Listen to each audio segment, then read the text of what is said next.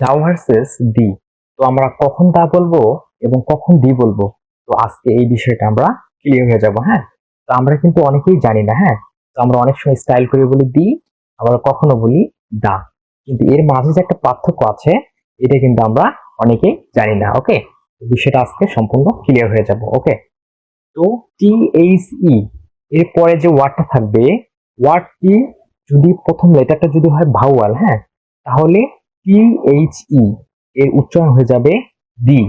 ওকে, আবার যদি টি এইচ ই এর পরে যে ওয়ার্ডটা থাকবে এর প্রথম লেটারটা যদি হয় কনসোন্যান্ট, তখন টি এইচ ই এর উচ্চারণ হয়ে যাবে হচ্ছে দা। বুঝতে পারলাম? যদি এক্সাম্পল দিই তাহলে বলতে পারবো the elephant is big. The elephant is big. T H E এরপরে পরবর্তী কি? এলিফ্যান্ট। এলিফ্যান্ট, হ্যাঁ, এলিফ্যান্টের প্রথম লেটারটা কি? ই, আর ইটা কি? ভাওয়াল। এই কারণে এখানে টি এইচ ই এর উচ্চারণ হয়ে গেল হচ্ছে দি। দি এলিফ্যান্ট ইজ বিগ। যদি আবার এক্সাম্পল দিই, the boy is playing in the field. The boy is playing in the field. এখানে টি এইচ ই এরপরে কি আছে? পরের ওয়ার্ডটা হচ্ছে বয়। বয়, বয়ের প্রথম লেটারটা হচ্ছে বি।